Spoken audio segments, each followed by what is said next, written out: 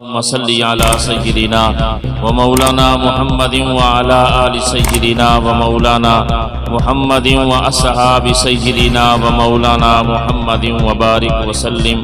الصلاة والسلام عليك يا سيدي يا رسول الله، الصلاة والسلام عليك يا سيدي يا حبيب الله، وعلى آلك وأصحابك يا رحمة للعالمين. دے روز در بستان شیرا ہما طوطیان خوش نوا، گاتی تھی نعت مصطفیٰ بلغ العلا بکمالہی. اور بلبلیں بھی سو بسو لے لے کے ہر ایک گل کی بو، کرتی تھی بس یہ گفتگو کشفت دجا بجمالہی. خمریاں بھی اپنے شوق سے گردن نکالے توق سے، کہتی تھی اپنے ذوق سے حسنت جمیع خصالہی. چڑیوں کے سن کر چہچہے انسان بھلا کیوں چپ رہے، لازم ہے اس کو یوں کہے صلو علیہ وآلہ. حمد و صلاۃ کے بعد نہایت واجب الاحترام علی مرتبت علماء کرام، مہمانان ذی وقار، پیارے دوست بزرگوں، آج کا یہ پروقار اجتماع اللہ کی رضا کی خاطر خوبصورت محفل میلاد بسلسلہ شادی خانہ آبادی بھائی محمد بلال بن بابا نظام الدین صاحب، بڑی سونی تقریب یہ شادی کی ہے اور یہ برکت والی شادی ہے. اور میں نہیں کہہ رہا، یہ اللہ کے محبوب علیہ السلام کا فرمان ہے. میرے آقا فرماتے کل امر ذی بال لم یبدأ بحمد اللہ فہو اخطا. حضور فرماتے ہر عظمت والا کام جو اللہ کی حمد کے ساتھ کیا جائے وہ کام عظمت اور برکت والا ہوتا ہے. جس کام کا آغاز اللہ کی حمد سے نہ کیا جائے وہ کام ادھورا اور بے برکتہ رہتا ہے. اور یہ شادی کی تقریب سعید ہے اور یقینی طور پہ دل خوش ہو گیا ہے. شادی تو سب لوگ کرتے ہیں، انہوں نے ناچ گانا نہیں کیا، ڈھول ڈھمکا نہیں کیا، کوئی شراب کی محفل نہیں سجائی، آتش بازی کا پروگرام نہیں کیا.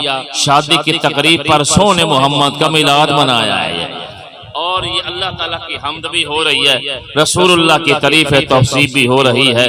میرے آقا نبی کریم علیہ السلام کی ذات بابرکات کی شاد مبارک ہے. اللہ کے محبوب علیہ السلام فرماتے ہیں زینوا مجالسکم بالصلاۃ علیہ. جب تم کسی مقام پر بیٹھا کرو اپنی مجلس کو سجایا کرو، اپنی مجالس کو میں محمد پر درود پڑھ کے حسین بنایا کرو. مجلس کی جمع مجالس آتی ہے. مجلس کہتے کس کو ہے؟ جہاں چند سنگی اکٹھے ہو کے بیٹھ جائیں اس کو مجلس کہتے ہیں. اگر دکاندار اپنے گاہکوں کے درمیان دکان پہ ہے تو وہ بھی مجلس ہے. اگر باپ اپنی اولاد کے درمیان گھر میں بیٹھا ہے تو وہ مجلس ہے. دوست اپنے دوستوں کے درمیان بیٹھے ہیں تو اس کو مجلس کہتے ہیں. استاد اپنے شاگردوں کے درمیان بیٹھا ہے تو اس کو مجلس کہتے ہیں. میرے آقا فرماتے جہاں چند سنگی اکٹھے ہو کے بیٹھ جائیں اس کو مجلس کہا جاتا ہے. اور حضور فرماتے اپنے مجلس کو اور اپنی مجالس کو حسین بنایا کرو. آقا کس طرح؟ میرے آقا نبی کریم علیہ السلام فرماتے ہیں اپنی مجالس کو میں محمد پر درود پڑھ کے تم حسین بنایا کرو. تو اس سے پتہ چلتا ہے میرے آقا فرماتے ہیں اس وقت تک تم حسین لگتے بھی نہیں جب تک سرکار کے ذات پر درود و سلام کا نذرانہ پیش نہیں کرتے.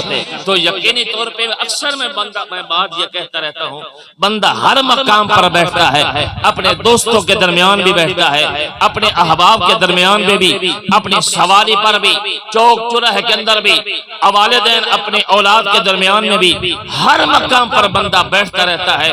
مگر یہ بات یاد رکھنا بندہ بیٹھتا ہر کہیں ہے، سجدتا کہیں کہیں ہے. بیٹھ کے یہاں آپ سجدے بیٹھے ہو کیونکہ اللہ کے محبوب علیہ السلام کا یہ محبوب ذکر ہے. اور جو میں نے آپ حضرات کے سامنے ایت کریم و تلاوت کرنے کا شرف حاصل کیا، خالق کائنات کی شاد مبارک ہے. میرے محبوب کریم صلی اللہ علیہ وسلم کی زندگی تم سب کے لیے بہترین نمونہ ہے.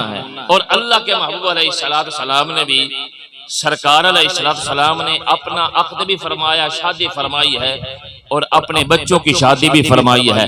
سرکار نے اولاد کی شادی کر کے ہمیں سبق اس طرح دیا ہے، شادی بچوں کی ایسے کیا کرو جیسے سونے محمد نے حضرت فاطمہ الزہرا کی ہے. انہیں ناچ گانا کرنا یہ کوئی شریعت اسلام کے اندر نہیں، یہ ڈھول ڈمکا کرنا یہ ہندوؤں کی رسمیں ہیں۔ یہ ہے میرے آقا نبی کریم علیہ السلام کی اسوہ حسنہ، یہ ہے میرے آقا نبی کریم علیہ السلام کی مبارک سیرت۔ میں ایک بات عرض کر کے بعد میں ختم کروں۔ احیاء العلوم کے اندر حضرت امام غزالی نے لکھا ہے 2 عمل ایسے ہیں، کتنے؟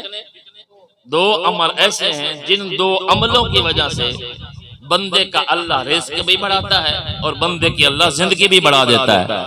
2 عمل ایسے ہیں جن کی وجہ سے اللہ زندگی بھی بڑھاتا ہے اور رزق بھی بڑھا دیتا ہے۔ آپ نے احیاء العلوم کے اندر بلکہ اس حدیث مبارکہ کو نقل فرمایا ہے۔ ایک وہ عمل ہے جو شخص اپنے والدین کو راضی رکھے، کیا کرے؟ بولو تو صحیح، والدین کو راضی رکھنا، ان کی خدمت کرنا، ان کی ضروریات کو پورا کرنا، ان کی ہاں میں ہاں ملانا، شرعی تقاضوں کا خیال کرتے ہوئے والدین کو راضی رکھنے والا شخص، اور جو والدین اپنی اس اولاد پر خوش ہو کر دعا کرتے ہیں، میرے آقا فرماتے ہیں اللہ اس بندے کی زندگی بھی بڑھا دیتا ہے اور اللہ اس کا رزق بھی بڑھا دیتا ہے۔ دوسرا عمل میرے آقا نبی کریم علیہ السلام فرماتے ہیں جب اللہ رزق دے اور اس رزق کو راہ خدا میں خرچ کرنا، جب اللہ مال دے اپنے مال کو راہ خدا میں خرچ کرنے والا شخص، میرے آقا فرماتے ہیں جو اللہ کے راستے میں اپنا مال خرچ کرتا ہے، اللہ کے راستے میں مال خرچ کرنے والے شخص کے لیے اللہ رزق بھی بڑھا دیتا ہے، اس کی زندگی بھی بڑھا دیتا ہے۔ یہ پرسوں جو ہے نا، پرسوں 18 ذوالحجہ شریف گزری ہے اور اس کے اندر شہادت ہے میرے آقا نبی کریم علیہ السلام کے داماد حضرت جناب عثمان غنی رضی اللہ تعالیٰ عنہ کی۔ حضرت عثمان غنی رضی اللہ تعالیٰ عنہ میرے آقا کے وہ اتنے جلیل القدر صحابی ہیں نا، جن کے متعلق میرے آقا خود فرماتے میرے سارے صحابہ میں سے سب سے زیادہ شرمیلا میرا عثمان ہے، سب سے زیادہ شرمیلے جناب عثمان غنی ہیں۔ اور حضرت عثمان غنی کے نکاح کے اندر میرے آقا کی 2 صاحبزادیاں ہیں، یہ آپ کو یہ سعادت حاصل ہے۔ میرے آقا کی 2 بیٹیاں جناب حضرت عثمان غنی کے نکاح کے اندر ہیں۔ جب میرے آقا نبی کریم علیہ السلام کی بڑی صاحبزادی حضرت عثمان غنی کے نکاح میں آئی، جب ان کا انتقال ہوا تو حضرت عثمان غنی رضی اللہ تعالیٰ عنہ بڑے بجھے بجھے رہتے تھے، بڑے آپ رنجیدہ اور مغموم تھے۔ میرے آقا فرماتے عثمان اتنے پریشان کیوں ہو گئے ہو؟ عرض کرتے ہیں یا رسول اللہ جب آپ کی بارگاہ میں آتے تھے تو آپ کا حسن و جمال دیکھتے تھے، جب گھر میں جاتا تھا تو میں جناب کی بیٹی کی زیارت کرتا تھا۔ یا رسول اللہ اب میں ایک سعادت سے محروم ہو گیا ہوں، آپ کی بارگاہ میں آتے ہیں تو جناب کے انوار و تجلیات دیکھتے ہیں، آپ کا حسن و جمال دیکھتے ہیں۔ جب میں گھر جاتا ہوں آقا جب مجھے آپ کی بیٹی گھر میں نظر نہیں آتی تو یا رسول اللہ یہ میرا دل مٹھی میں آ جاتا ہے، میں بڑا مغموم ہو گیا ہوں آقا، میں اس سعادت سے محروم ہو گیا ہوں۔ میرے آقا نے جب حضرت عثمان غنی کے جملے سنے، میرے آقا فرماتے عثمان گھبرانا، میں محمد دوسری بیٹی تیرے نکاح میں دیتا ہوں۔ میں صحابہ حیران ہو گئے جب اللہ کے محبوب علیہ السلام نے جملے بولے۔ عرض کرتے ہیں یا رسول اللہ آپ جناب عثمان پر اتنی آپ کی شفقتیں کیسے ہیں؟ میرے آقا فرماتے ہیں تم تو میری اس بیٹی کی بات کرتے ہو، اگر میرا اللہ میں محمد کو 40 بیٹیاں عطا فرمائے، میں یک بات دیگرے میں ایک ایک بیٹی جناب عثمان غنی کے نکاح میں دینے کے لیے میں محمد بھی تیار ہوں۔ وہ حضرت عثمان غنی میرے آقا نبی کریم علیہ السلام کی بارگاہ میں حاضر ہیں۔ جو میں عرض کر رہا تھا کہ اللہ جب مال دے راہ خدا میں جب خرچ کیا جائے اللہ مال بھی بڑھاتا ہے اور بندے کی زندگی بھی بڑھا دیتا ہے۔ آپ کی عمر مبارک 80 اور 85 کے درمیان تھی، 82 83 84 سال حضرت عثمان غنی گزار کے گئے ہیں۔ حضور بیٹھے ہیں، میرے آقا نے فرمایا، نامینیٹ نہیں کیا میرے آقا نے، نام نہیں یا حضور نے، میرے آقا نے فرمایا میرے یارو جی یا رسول اللہ تم میں سے ہے کوئی ایسا میرا غلام جو مال غنیمت کے اندر اللہ کے راستے میں دین اسلام کے لیے مال پیش کرے؟ سب سے پہلے حضرت عثمان کھڑے ہوئے، عرض کرتے ہیں یا رسول اللہ 100 اونٹ بمائے ساز و سامان خالی اونٹ نہیں، مال و متاب کے ساتھ لدا ہوا، ہیرے جواہرات اور غلہ تجارت کے ساتھ لدا ہوا۔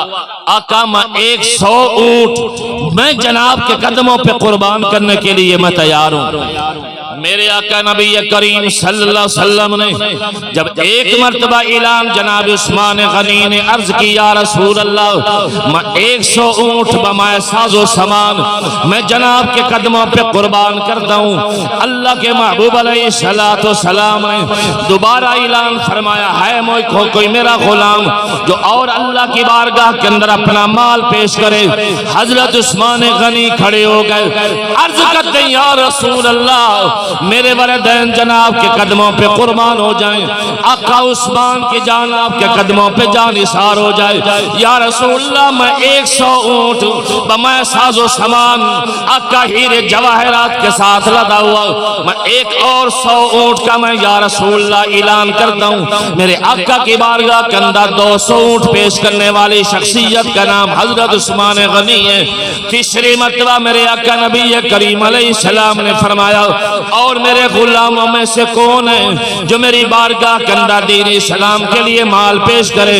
جناب عثمان غنی تیسری مرتبہ کھڑے ہوئے، عرض کرنے لگے یا رسول اللہ میں 100 اور اونٹ میں ساز و سامان کا میں لدا ہوا میں جناب کی بارگاہ کے اندر دین اسلام کے لیے پیش کرتا ہوں۔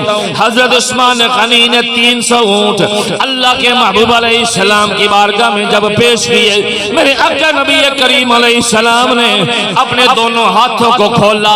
میرے آقا نے فرمایا عثمان، عرض کرتے ہیں جی لجپال، میرے آقا نے فرمایا عثمان ذرا میرے قریب آ جا، میں محمد کے سینے کے ساتھ لگ جا۔ حضرت عثمان غنی رضی اللہ تعالیٰ عنہ اللہ کے محبوب علیہ السلام کی بارگاہ کے اندر حاضر ہوئے۔ سرکار علیہ السلام نے دونوں ہاتھوں کو کھولا، سرکار بغل گیر ہونے کا حکم کیا۔ آپ نے فرمایا عثمان میرے قریب ہونا، میرے سینے کے ساتھ لگونا۔ حضرت عثمان غنی عرض کرتے ہیں یا رسول اللہ بڑا عرصہ ہو گیا ہے، اس طریقے کے ساتھ آپ نے تو کچھ ارشاد فرمایا نہیں، آج یا رسول اللہ کیسے ارشاد فرما رہے ہو؟ میرے آقا نبی کریم علیہ السلام نے فرمایا عثمان، عرض کرتے ہیں جی لجپال، اللہ کے محبوب علیہ السلام کی بارگاہ میں جب عثمان نے یہ سوال کیا، میرے آقا نے فرمایا عثمان دو میرے زمینوں پہ وزیر ہیں، دو میرے آسمانوں پہ وزیر ہیں، دو میں محمد کے جنت کے وزیر ہیں۔ حضرت عثمان غنی عرض کرتے ہیں یا رسول اللہ وہ کون سے ہیں؟ اللہ کے محبوب علیہ السلام نے فرمایا زمین پر اللہ نے میرے حضرت ابوبکر عمر کو میرا وزیر بنایا ہے، آسمانوں پر اللہ نے جبریل و میکائیل کو میرا وزیر بنایا ہے، جنت کے اندر خالق کائنات نے جو اللہ نے میرے پہلے وزیر بنایا ہے اس کا نام حضرت عثمان ہے، دوسرے میرے وزیر کا نام حضرت بلال ہے۔ اللہ کے محبوب علیہ السلام نے فرمایا او میرے جنت کے وزیر عثمان میرے قریب ہو جاؤ نا، ذرا میرے نیڑے آ جاؤ، میرے قریب آ جاؤ۔ حضرت عثمان غنی فرماتے ہیں میں سرکار کے قریب ہو گیا، اللہ کے محبوب علیہ السلام نے دونوں بازویں لے کر میرے آقا نبی کریم علیہ السلام نے فرمایا عثمان جب قیامت کا دن ہوگا سارے اللہ کے نبی رسول جب جنت میں جائیں گے، کوئی کسی کا وزیر ہوگا، کوئی کسی کا مشیر ہوگا، کوئی کسی کا وزیر ہوگا۔ اے میرے پیارے عثمان جب محمد کے وزیروں کا نام آئے گا سب سے پہلے اللہ تیرا نام میرے وزیروں میں لکھ دیا ہے۔ حضرت عثمان غنی عرض کرتے ہیں سرکار کے سینے کے ساتھ میں لگا، یہ عام سینہ نہیں، جس سینے کے متعلق اللہ کا قرآن فرماتا وَرَفَعْنَا لَكَ ذِكْرَكَ وَرَفَعْنَا لَكَ ذِكْرَكَ والا سینہ، أَلَمْ نَشْرَحْ لَكَ صَدْرَكَ۔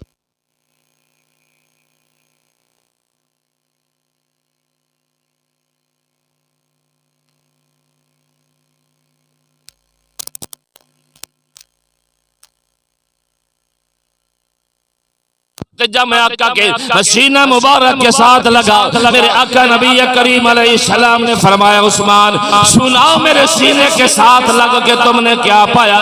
عرض کرتے یا رسول اللہ خالق کائنات نے سارے حجاب اٹھا دیے، میرے اللہ نے سارے پردے دور کر دیے، یا رسول اللہ میں اتنی بلندیوں پہ آ گیا ہوں، اگر میں اس مقام پر چاہوں تو عرش اعظم کے پاوا پکڑ کے میں جناب کی بارگاہ میں حاضر کر سکتا۔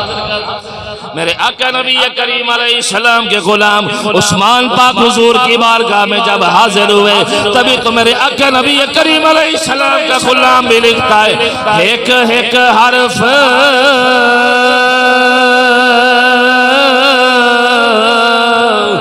سجن دینا دا سانو دس داوا قرآن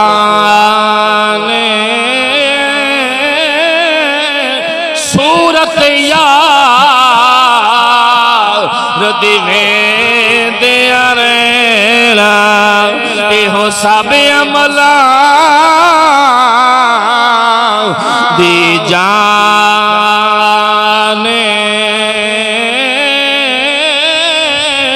یاد سجن وچ ہر دم رہنا ساڈا ایو وردیاں نے آزم ساڈا دین کے پوچھنا ہے، آزم ساڈا دین کے پوچھنا ہے، ساڈا ایو ساڈا ایو دین ایمان۔ بات ختم ہو گئی، میں ختم کرو بات۔ میرے نبی کریم علیہ آج کل تو بڑی جناب والا شادیاں بڑی دھوم دھام سے کرتے ہیں، دوست پوچھتے ہیں بھائی دلہن تیرے گھر میں آئی ہے، اب دلہن کو منہ دکھائی کیا دیا؟ کوئی کہتا میں نے انگوٹھی بنوائی، کوئی کہتا میں نے اتنے جناب والا میں نے زیور بنوایا ہے، کوئی کہتا میں اتنی مرتبہ درود و سلام کا نذرانہ حضور پر پیش کیا ہے۔ بات ختم کروں میں، دنیا کی ایسی ایک شادی ہوئی ہے جس کا اعلان اللہ نے کیا ہے اور انتخاب بھی اللہ نے کیا ہے۔ جب حضرت میرے آقا نبی کریم علیہ السلام جب کمرے میں داخل ہوئے نا، حضرت خدیجۃ الکبریٰ، یہ حضرت حسنین کریمین کی نانی ہے، سیدہ خدیجہ پاک جو ہے نا یہ حضرت حسنین کریمین کی نانی ہے، اور حضرت عثمان ذو النورین کی یہ ساس ہے، حضرت علی بادشاہ کی بھی ساس ہے۔ یہ حضور کی جتنی اولاد بھی تھی یہ سب کی سب حضرت خدیجۃ الکبریٰ کے بطن مقدس سے تھی، اور ایک حضور کے بیٹے تھے حضرت ابراہیم، حضور کی لونڈی تھی حضرت ماریہ کی بتیا، ایک وہ صاحبزادے ان میں سے تھے، باقی ساری میرے آقا کی اولاد حضرت خدیجہ پاک کے بطن مقدس سے ہیں۔ اب میرے آقا نبی کریم علیہ السلام نے جب حضرت خدیجۃ الکبریٰ کے کمرہ مبارک میں آپ نے پہلی مرتبہ قدم رنجہ فرمایا نا، تو وہ سمجھ گئی حضور کے قدموں سے کہ سرکار تشریف میرے کمرے میں لائے ہیں۔ کوئی آقا کو ڈیمانڈ نہیں کی، بلکہ حضرت خدیجہ پاک کہنے لگی یا رسول اللہ رک جاؤ، ابھی ٹھہر جاؤ۔ سرکار رک گئے، انہوں نے اپنے سرانے کے نیچے ہاتھ مارا، 40,000 درہم، ابن خلدون نے لکھا ہے 40,000 درہم حضرت خدیجہ پاک نے اٹھائے اور سرکار کے قدموں پہ قربان کر دیے۔ آج کہتے ہیں یا رسول اللہ میں نے دنیا کے رواج میں نے روٹین بدل دی ہے، اگر کوئی دلہن کے کمرے میں آئے تو دلہن کو منہ دکھائی دیتا ہے، آقا میں دلہن جناب کے قدموں پہ دینار میں قربان کرتی ہوں۔ 40,000 درہم دینار اٹھایا آپ نے حضور کے قدموں پہ قربان کرنے کے بعد عرض کرتے یا رسول اللہ میرا جتنا بھی مال و دولت تھا میں نے جناب کے قدموں پہ قربان کرنے کے بعد میں دنیا کو میں سبق دینا چاہتی ہوں، اگر شریعت محمدی کے مطابق اگر زندگی گزارنا چاہتی ہو تو اپنی زندگی ایسے گزارا کرو جیسے میں نے سونے محمد کی خدمت کر کے میں نے گزاری ہے۔ مقصد یہ ہے بات کرنے کہ دیا جائے، ٹھیک ہے دینا چاہیے، تحفہ ہے، گفٹ دینا چاہیے، مگر اتنی بڑی ایسی ڈیمانڈ نہیں ہونی چاہیے کہ شوہر کی جو طاقت سے زیادہ ہو۔ اس کی حیثیت اور اہمیت سے زیادہ ہو۔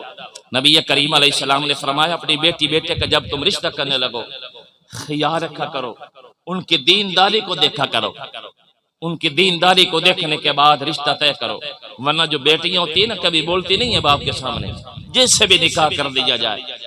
میں آپ کو ہزاروں مثالیں میں دے سکتا ہوں جناب کو میں، مگر جب بیٹے کا رشتہ طے کرنے لگے نا، بیٹا باپ کو کہہ دیتا ابا جان یہاں ہونا چاہیے یہاں نہیں ہونا چاہیے، میرا دل نہیں کرتا، میرا یہاں جو گزارا مشکل ہو جائے گا، باپ بیٹے کی مان جاتا ہے، لیکن آپ بھی بیٹیوں والے ہو، میں بھی سمجھتا ہوں جس طرح بھی باپ نے رشتہ طے کر دیا ہے نا، بیٹی نے کبھی بھی باپ کو انکار نہیں کیا، جیسے بھی جس گھر کے اندر کیا ہے۔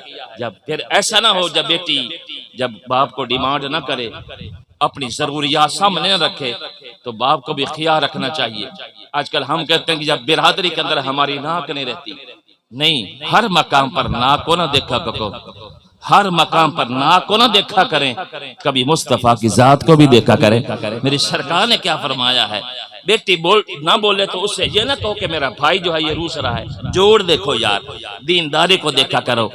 آج کل کہتے ہیں کہ مال متاع ہونا چاہیے، بچے کا اچھا کاروبار ہونا چاہیے، لیکن یہ دیکھا کرو یہ نمازی بھی ہے کہ نہیں۔ دینداری کو دیکھ کر بیٹی کا رشتہ آپ کر دو، جب آپ کی بیٹی اس دیندار کے گھر میں جائے گی، آپ کی بیٹی کی وجہ سے اللہ رزق کی بارش عطا فرما دے گا۔ بیٹا بول پڑتا ہے، بیٹی کبھی نہیں بولی، لیکن ان کا خیال رکھا کرو، رشتہ طے کرنے میں دینداری کو دیکھا کرو۔ جب رشتہ طے ہو جائے، میرے آقا فرماتے حضور غوث سے پاک کے فرامین بھی ہیں، میاں بیوی جو ہیں ایک دوسرے کے ساتھ تعاون کریں، ایک دوسرے کے اندر دینی معاملات میں تعاون کیا کریں۔ مثلا شوہر صبح کے ٹائم دلہا اٹھتا ہے، اپنی بیوی کو اٹھایا، میں مسجد میں جا رہا ہوں تم بھی اٹھ کے نماز پڑھ، مارنا نہیں ہے۔ میں نے بزرگوں کا قوال پڑھے ہیں، جو حرامی بندہ ہوتا ہے نا وہ بیوی مارتا ہے، حلالی بندہ کبھی اپنی بیوی پر ہاتھ نہیں اٹھاتا، حرامی بندے کا کام ہوتا ہے یہ۔ ناراض تو نہیں ہو گئے؟ چلو میں اپنے علاقے کی گل پہ کرنا میں، تسی ماشاءاللہ سارے نیک لوگ ہو ماشاءاللہ۔ اس کو سمجھانا چاہیے، یہ جو پسلی ہے نا، پسلی کی ہڈی یہ ٹیڑھی ہوتی ہے سیدھی ہوتی ہے، تھوڑیاں سیدھیاں بول دے نہیں پائے، ٹیڑھی ہوتی ہے، یہ عورت پسلی سے نکلی ہے، پسلی کی ہڈی ٹوٹ جاتی ہے، کبھی سیدھی نہیں ہوتی۔ اس کو سمجھایا کرو، پھر سمجھاؤ، ایک نہ ایک دن وہ سمجھ جائے گی۔ مارا پیٹا نہ کرو، یہ ایک گاڑی کے دو پہیے ہیں، میاں بیوی معاملات میں ایک دوسرے تعاون کریں۔ جب شوہر اٹھے میں نماز پڑھنے جا رہا ہوں، ایک دن اٹھائے، دوسرے دن اٹھائے، تیسرے دن اٹھائے، ایک نہ ایک دن اس کو شرم آ ہی جائے گی، میرا شوہر ہو کے نماز پڑھ رہا ہے، تو عورت ہو کے سوئی پڑی ہے تو تیرے سر کا تاج ہے، تیرے رفیق حیات ہے۔ اس طرح دینی معاملات میں ایک دوسرے سے تعاون کیا کریں۔ اگر مرد بے نمازی ہے، عورت نماز پڑھتی ہے، تو وہ بھی تلخی نہ دکھائے، پانی بھر کے اس کے چارپائی کے نیچے رکھ دے، اس کو کہے کہ میں تو نماز پڑھ رہی ہوں جناب والا، آپ بھی اٹھ کے نماز پڑھو۔ ایک دن نہیں اٹھے گا، دوسرے دن نہیں اٹھے گا، تیسرے دن نہیں، ایک دن اس کو شرم آ ہی جائے گی، یہ عورتوں کے نماز پڑھ رہی ہے تو مردوں کے سویا پڑا ہے۔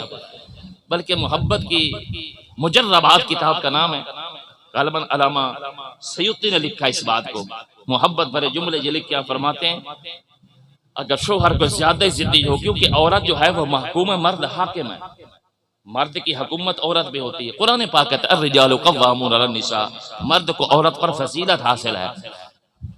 تو عورت نماز پڑھتی ہے، مرد نہیں پڑھتا، تو بس عورت پہ تھوڑا سا نا پانی کا چھیٹا لگا دے، تھوڑا سا پانی گرا دے، تھوڑا چھیٹا لگا دے، بس چھیٹا ہی لگانا ہے، بس سارا جگ نہیں سٹنا کہ صبح کے ٹائم پھر معاملہ بگڑو پھر کہیں اور۔ تو تھوڑا سا پانی جب لگائے گا نا تو پھر اس کی محبت اور بڑھے گی، اٹھ کے بیٹھ جائے گا، وہ اگلے دن فکر رہے گی اگر آج میں نہ اٹھا تو پانی پھر گرا دے گی۔ محلے والے بھی سنیں گے، اہل خانہ بھی، خیر ہے بھائی تمہارے گھر کے اندر یہ کیوں الجھن ہے، وہ کہیں اس نے پانی گرا دیا، کیوں گرا ہے کہ نماز نہیں پڑھتا یہ، کیونکہ اس لیے ہر شوہر پہ آتا ہے۔ میرے آقا فرماتا دینداری کو دیکھا کریں، جس گھر کے اندر سب سے پہلے جب شادی کا آغاز اللہ کے نبی سے ملا سے کیا جائے، یہ ہے کام کی شادی ہے یہ، پھر گھر کے اندر دین اسلام کے احکامات ہوں، میاں بیوی شریعت مطہرہ کے پابند ہوں، وہ نماز پڑھتے ہوں، تو پھر اللہ ان کو جو اولاد عطا فرماتا ہے وہ اولاد پھر حسینی بنتی ہے، وہ اللہ ان کو حافظ قاری بناتا ہے، ان کو ناچ گانے بنانے والا نہیں بناتا پھر اللہ تعالیٰ ان کو، کیونکہ اس لیے یہ دین اسلام کی جو شادی کے اندر اللہ کی توفیق کردہ عطا سے اللہ کی حمد کے ساتھ اس نے شادی کا آغاز کیا ہے، اس برکت کی وجہ سے اللہ والدین کو نیک سہل اولاد عطا فرماتا ہے۔ رزق حرام سے بچنا ہے، بیوی گھر میں آئے، تھوڑا ہو جائے لیکن حلال کھایا جائے۔ اور میرے آقا فرماتے ہیں بہترین عورت وہ ہے جو اپنے مرد کی استطاعت کے مطابق اپنی زندگی کو ڈالے۔ وہ اتنی ہی ڈیمانڈ رکھتی ہے جتنی شوہر کی کمائی ہوتی ہے، اتنے ہی مطالبات رکھتی ہے جتنی اس کی حیثیت ہوتی ہے۔ اس کی حیثیت سے بڑھ کر جب وہ زیادہ ڈیمانڈ نہیں کرتی، اس کی استطاعت کا خیال رکھتی ہے، اپنے شوہر کی ہڈی کا خیال رکھے، اس کی آمد و ذرائع کا وہ خیال رکھتی ہے۔ اس کے متعلق حضرت غوث پاک فرماتے ہیں ایسے شوہر کے گھر میں جب ایسی صابرہ عورت ہو جو ہم وقت اس کے ہم درد رہے، اس کی ضروریات کے مطابق وہ اپنی ڈیمانڈ رکھتی ہے، ایسے گھر کے اندر حضور غوث پاک فرماتے ہیں اللہ کے فرشتے 2 مرتبہ صبح اور 2 مرتبہ سلام پیش کرنے کے لیے آتے ہیں۔ تو اللہ تعالیٰ کی بارگاہ میں التجا ہے یہ بھائی محمد بلال کی اس شادی کو صحیح معنی میں خان آبادی فرمائے، بابا جی کو اللہ تعالیٰ صحت کلی دے، ان بچوں کے سروں پر والدین کا سایہ تا دیر قائم و دائم رکھے، اللہ جوڑے میں برکت دے، اللہ ان بچوں کو والدین کو خوشیاں عطا فرمائے۔ جتنے احباب آپ تشریف لے کے آئے ہو، دل کے اندر جیسے بھی نیک جائز مقاصد لے کے بیٹھے